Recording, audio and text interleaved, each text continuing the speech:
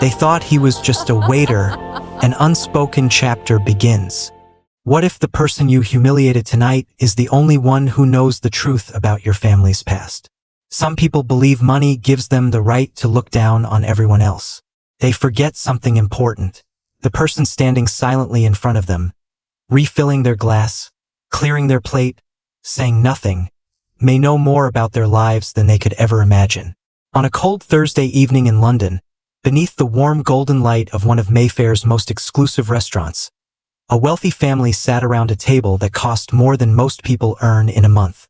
Crystal glasses, white linen, hand-polished silverware, a bottle of wine worth nearly £3,000. And for people who had spent their entire lives believing the world existed to serve them, they laughed loudly. They spoke without lowering their voices. And when the waiter approached their table, they barely looked at him. His name was Daniel Mercer, 34 years old, quiet, well-spoken, impeccably dressed in the same black waistcoat as every other waiter in the restaurant. But there was something different about Daniel. He watched, he listened, and he remembered everything. Before we go further, if stories like this one, about dignity, hidden pasts, and the quiet people who turn out to hold all the power in the room, speak to you, take a moment now and subscribe. New chapters arrive regularly, and you won't want to miss where this one goes. Now back to that Thursday evening. Excuse me, the youngest woman at the table snapped. Daniel stopped beside her. Yes, madam? She looked him up and down, then smiled. Not kindly. Are you new? No, madam. Because you look lost. Her father laughed. Her brother followed. Even her mother smiled. Daniel simply stood there, calm. How may I help you? The young woman lifted the wine menu. Bring us the Chateau Margaux. Daniel nodded. Certainly. She looked at him again. Actually, no. She glanced around the table. Maybe you should bring the cheaper one. Her brother laughed. Don't embarrass him. She shrugged. I was trying to help. He probably doesn't know what that bottle costs. More laughter. Daniel looked at the wine menu, then back at her. I assure you, madam, I know. That answer changed the atmosphere for half a second. Her father leaned forward. You know? Daniel nodded. Yes, sir. Then tell me. Daniel calmly named the vintage. The table went quiet. The father raised an eyebrow. And the price? Daniel gave it precisely without hesitation. The man smiled. Interesting. Then he leaned back. You know the price. But I suppose knowing the price isn't the same as being able to afford it. The family laughed again. This time Daniel didn't respond. He simply set the menu down. Would you like anything else? The young woman looked at him. Yes. She pushed her empty glass toward him. Respect. Daniel looked at the glass, then at her. Of course. He picked it up and walked away. The family laughed behind him. They had no idea who they had just insulted. They had no idea what was about to happen before that evening ended.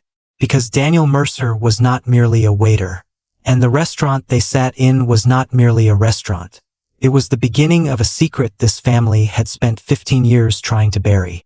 And that night, the secret was finally coming home. Daniel had learned something about wealthy people long before he ever set foot in the restaurant business. Not all rich people were cruel. But people who believed wealth made them superior were often the most fragile people in the room. His father had taught him that years before Daniel understood what it meant. Daniel's father, Arthur Mercer, had once been a respected accountant. Not famous, not wealthy, but trusted in the way that quiet, careful men are trusted. For nearly 20 years, Arthur worked as financial controller for one of London's most powerful property families, the Ashfords. At the center of that empire stood a man named Charles Ashford, the kind of businessman whose name appeared in the financial pages without introduction. Luxury developments, hotels, commercial property, private equity. He owned buildings ordinary Londoners walked past every day without ever knowing whose name sat on the deed. Arthur was his financial controller for 2 decades, and by every account he was brilliant, honest, and unwilling to bend the truth even slightly. That, in the end, became his greatest liability. One afternoon, buried in the reconciliation of a routine quarterly audit, Arthur found something that didn't add up. Millions of pounds were disappearing, not through one dramatic theft, but through hundreds of small, careful ones. Consultancy payments that led nowhere. Shell companies with no employees. Property transfers between entities that all somehow answered to the same man. Offshore accounts. Invoices for work that was never done. At first, Arthur assumed it was an error. Numbers don't lie, but sometimes the people entering them make mistakes. He spent 2 weeks quietly checking, cross-referencing, tracing the money back through layer after layer, hoping he'd find a simple explanation. He didn't. Someone inside the Ashford empire was systematically stealing from the company, and the signature authorizing it again and again belonged to someone Arthur trusted like a son. Charles Ashford's eldest child, Richard. Arthur did the only thing his conscience allowed. He confronted Richard directly, privately, giving him the chance to explain. Richard denied everything calmly, convincingly, the way people do when they've had time to prepare a story. Arthur told him he had no choice but to report it to the board. 3 days later, Arthur was dismissed. The official explanation was simple, clean, and devastating. Financial misconduct. Arthur was accused of falsifying the very records he had tried to protect. In one afternoon, 20 years of trust were erased and replaced with a single word that would follow him for the rest of his life. Thief. His reputation was destroyed within the industry before he even left the building. His friends, the ones who had known him for decades, stopped returning his calls. The dinner invitations stopped. The recommendation letters he'd once written for younger colleagues were quietly forgotten. And within months, a man who had spent his whole adult life building a respectable name became a man nobody wanted anywhere near their books. Daniel was 19. He remembered that period with a clarity that never faded. His father sitting at the kitchen table long after midnight, a stack of unpaid bills beside him, the phone that used to ring constantly falling completely silent, his mother's forced cheerfulness slowly turning into something quieter and sadder. And one sentence his father repeated, almost like a private prayer. I didn't steal from them. Daniel believed him completely. But believing someone doesn't always mean you can save them from what's coming. The stress did what stress does to a body that has nowhere left to put it. Arthur's health began to fail within 2 years. He never recovered financially, and he never recovered the reputation that had once been the thing he was proudest of. Before he died, he gave Daniel one object. A small, unremarkable black notebook, worn soft at the corners from years in his coat pocket. Daniel had kept it for 15 years. On the very first page, in his father's neat, careful handwriting, Arthur had written a single line. Truth doesn't disappear because powerful people deny it. Daniel had never forgotten those words. Nor had he forgotten the last real conversation he had with his father, in a hospital room that smelled of antiseptic and quiet endings. Why didn't you fight them? Daniel had asked. Arthur stared at the ceiling for a long moment. I did. Then why did they win? His father turned his head slowly toward him. They didn't. Daniel frowned, confused. Then what happened? Arthur's mouth curved into something that was almost a smile. Not yet. Then he closed his eyes. Daniel didn't understand what his father meant. Not that night and not for years afterward. He would understand eventually. But understanding, he would come to learn, arrives on its own schedule, never early and never convenient. Back at the restaurant, the Ashford family continued their dinner, unaware that the evening had already tilted beneath them. Charles Ashford sat at the head of the table, 71 years old, silver-haired, wearing a dinner jacket that had clearly been tailored rather than bought off a rail. His face had the particular calm of a man who had spent decades learning to smile without revealing anything underneath it. Beside him sat his wife, Margaret, elegant and mostly silent, the way people become when they've learned not to ask too many questions about their own household. Across from them sat their children. Richard, 46, the eldest, his father's clear successor, and Charlotte, 31, the woman who had just sent Daniel away with an empty glass and the word respect. Richard was talking about a new property acquisition, the way he talked about everything, as though the outcome had already been decided and the rest of the world simply hadn't been informed yet. The council won't approve it immediately, he said. Charles lifted his glass. They will. They've rejected similar proposals before. Charles smiled, the smile of a man who had never once in his adult life truly worried about being told no. Then they'll reject it right up until we help them understand why approving it benefits everyone. Charlotte laughed. That's Dad's way of saying he'll make a call. I don't call people, Charles said, taking a slow sip of wine. People call me. Richard laughed. Their confidence came so naturally to them that it never occurred to any of them it was a kind of costume. They had never once wondered whether tomorrow's rent would be paid. They had never stood in a queue at a job center, filling out a form with hands that wouldn't quite stop shaking. They had never sat across from a bank manager and watched their future get politely declined. Money had insulated every one of them from the ordinary weight of consequence. They had simply never needed to learn what it felt like. Then Daniel returned with the wine. He set the bottle on the table. Charlotte glanced at it. Finally, Daniel began opening it. Richard watched him with the particular boredom of a man looking for something to entertain himself with. You know, I've always wondered something, Richard said. Daniel looked up. Sir, do waiters have to practice that expression? Daniel paused. What expression? That one. Richard gestured vaguely at his own face. The polite little smile. Charlotte laughed. Their mother joined in, more out of habit than amusement. Daniel continued opening the bottle without hurrying. No, sir. Then what do they train you to do? To serve people professionally. Richard smiled, satisfied, as though Daniel had just proven his point for him. Exactly. He raised his glass. That's what I thought. Daniel moved on to the next glass. Then Charles spoke almost lazily. Leave him alone, Richard. Daniel looked at Charles. For the first time that whole evening, the older man looked directly at him. Their eyes met, and something passed between them that neither could have explained in words. For a fraction of a second, something flickered across Charles Ashford's face that looked almost like fear. Daniel finished pouring the wine and walked away, saying nothing. At 9:42 that evening, dessert arrived. Charlotte ordered something that wasn't on the menu, a chocolate soufflé without chocolate, and while the younger waiter looked baffled, Daniel wasn't. I'll ask the kitchen, he said simply and went to arrange it. Charlotte leaned toward her brother once Daniel was gone. I think he likes me.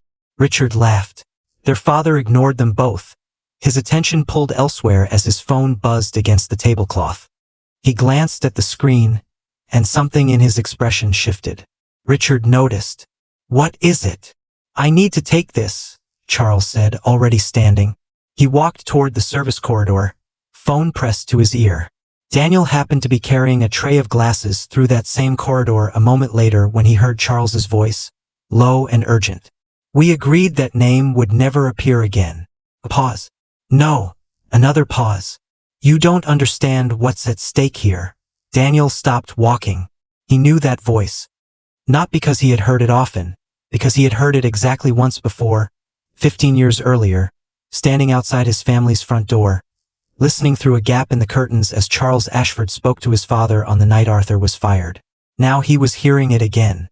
Charles's voice dropped lower. Mercer is dead. No one is going to reopen that. Daniel froze completely. The tray in his hands suddenly felt impossibly heavy. Mercer. His father's name in this man's mouth, 15 years and one lifetime later. He heard another voice answer through the phone, too faint to make out the words, but he heard Charles respond. Where? Silence. Tonight. Charles glanced around the corridor. Daniel stepped quickly into the shadow of a service alcove, out of sight. Charles ended the call and stood alone for several long seconds before returning to the dining room. His hands, Daniel noticed, no longer quite steady. The man who had been mocking a waiter 20 minutes earlier was no longer laughing about anything at all. By 10:15, the restaurant had begun to empty. Daniel brought the family their bill. Charlotte examined it, then frowned. Why is there a service charge? It's standard, madam. Remove it. Daniel hesitated. It's discretionary. I know, she said. Remove it. He did, without another word. Richard laughed. She likes testing people. Charles signed the bill without looking up, then finally raised his eyes to Daniel's face. What is your name? Daniel paused just slightly longer than necessary. Daniel, sir. Daniel what? Mercer. The pen stopped moving. Silence spread across the table like something spilling. Richard glanced at his father. Margaret looked confused, glancing between the two of them. Charlotte's smile faded. Charles slowly lifted his eyes. What did you say? Daniel Mercer. The color drained from Charles Ashford's face in a way that no amount of tailored dinner jacket could disguise. Is something wrong, sir? Daniel asked, his voice perfectly calm. Charles stood so quickly his chair scraped backward. Where did you say you worked before this? I didn't. Your father. The words came out clipped, almost frightened. Daniel said nothing. Who was your father? Charles demanded. Daniel looked directly into his eyes. Arthur Mercer. Nobody at the table spoke. Charlotte's expression collapsed entirely. Richard stared at Daniel as though seeing him for the first time. Charles whispered, That's impossible. Daniel's expression didn't change. No, Mr. Ashford. What's impossible is believing a lie stays true simply because nobody ever challenged it. Charles's breathing had gone shallow and uneven. Richard stood up now too. What is this? You should ask your father, Daniel said. Richard turned. Dad. Charles said nothing at all. Daniel reached into his jacket and withdrew a small black notebook, setting it gently on the white tablecloth. Charles stared at it and recognized it instantly. His face changed completely. Where did you get that? He whispered. He gave it to me before he died. Richard reached for the notebook. Daniel's hand came down on it first. Don't. Who do you think you are? Richard snapped. Daniel looked at him steadily. The man your father thought was too powerless to ever come back. He let Richard take it then.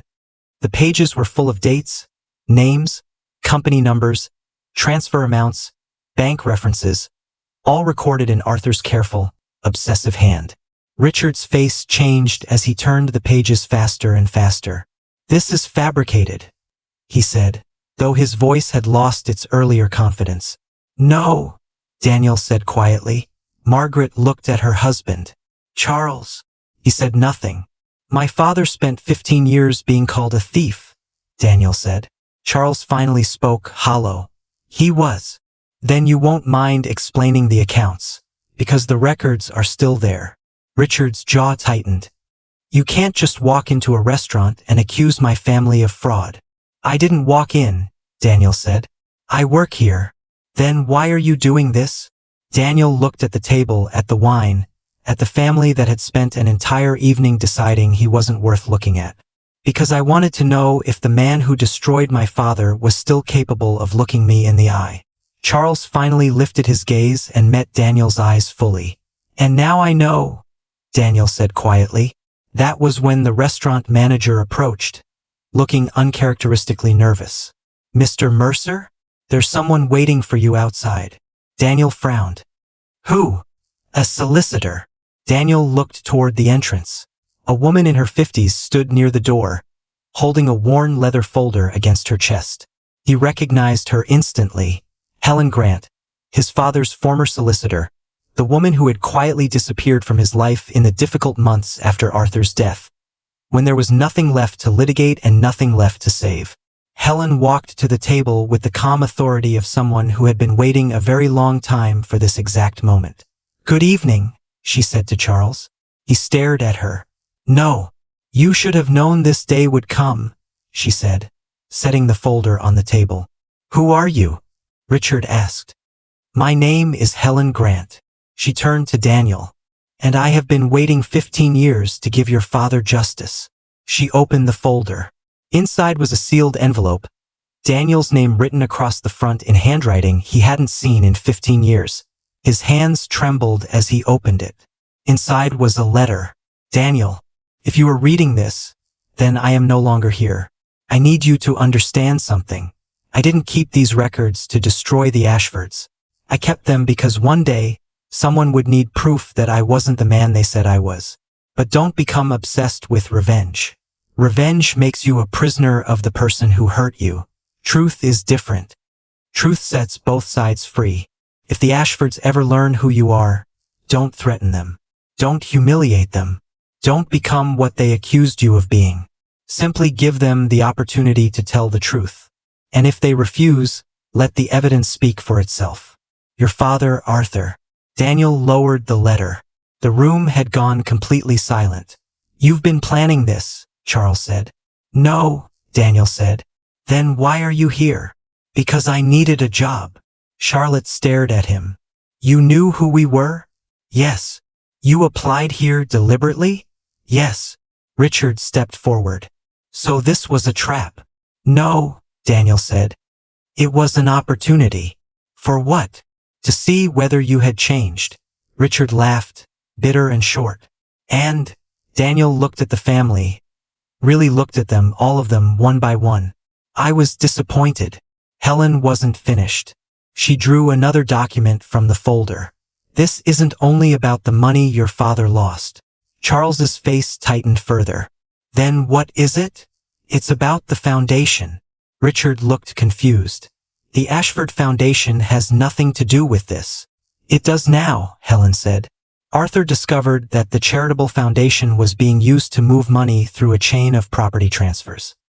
He reported it. Richard's eyes widened. Charles closed his own. Margaret turned to her husband, something breaking in her voice. You told me the foundation was clean. You told me everything was legal. Charles said nothing. You were the one who signed the final transfer, Helen said quietly. Richard's face went slack. Charlotte sat down as though her legs had simply stopped holding her. The family that had been laughing loudly 20 minutes earlier now looked like strangers wearing their own clothes. The expensive table, the wine, the tailored jackets. None of it meant anything anymore, because wealth could buy lawyers, silence, even time. Could not erase a signature. You knew my father was innocent, Daniel said. Charles's voice was barely audible. Yes. And you let him die believing the whole world thought he was a criminal. I was afraid, Charles said. Of what? Of losing everything. You were afraid, Daniel said slowly. Of losing money. Charles didn't answer. My father lost his name, Daniel said. His career, his friends, his dignity. He looked around at the expensive table one more time. And you were afraid of losing money. At 11:07, the restaurant manager returned once more. Mr. Mercer, there are journalists outside. Everyone froze. Richard turned on Helen. How? I didn't contact them, she said. Then how do they know? Your father's records were sent to the Financial Conduct Authority 3 weeks ago, Helen said, looking at Daniel now. Daniel frowned. You did that? No, she said gently. Your father did. My father is dead. Arthur prepared everything before he died, Helen said. He knew the truth might be buried, so he created a legal trust that would activate the moment sufficient independent evidence surfaced. He simply had to wait for the right person to bring it forward. Who controls it? Richard asked, already knowing. Helen looked at Daniel. He does. The room went silent again.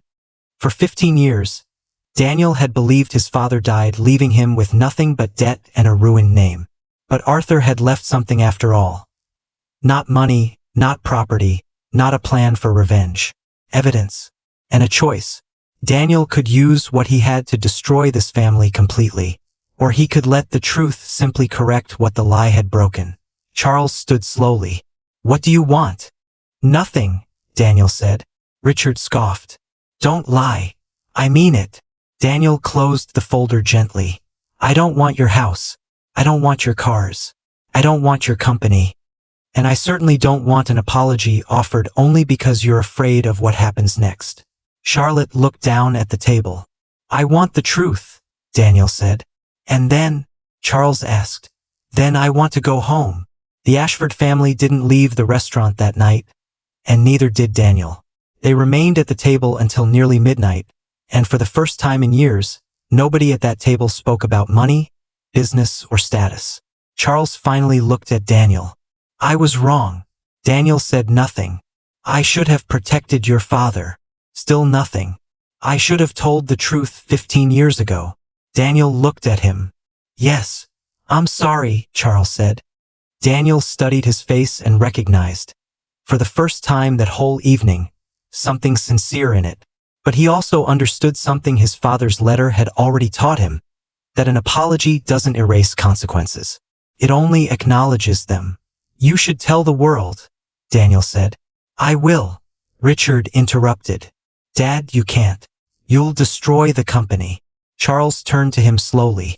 No, the lie will. It already has.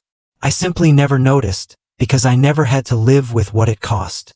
Richard said nothing. I spent my whole life believing that protecting the family meant protecting our wealth, Charles said. I was wrong. Margaret began to cry quietly. Not the crying of grief exactly, but the kind that comes when someone realizes an entire marriage was built on things they were never allowed to question. Charlotte finally spoke. Daniel. He looked at her. She struggled for the words. I was horrible to you tonight. You were. I thought, because you were a waiter. She stopped. He waited. I thought you were beneath me. You weren't wrong about my job, Daniel said. Charlotte looked confused. Being a waiter doesn't make someone less valuable. I know that. No, Daniel said gently. You know it now. That distinction mattered more than she understood in the moment. Because people so often apologize, the instant consequences arrive at their door. But character reveals itself long before consequences ever do. In the small, ordinary moments when nobody is watching to see what you'll do with power you don't think anyone will ever take from you.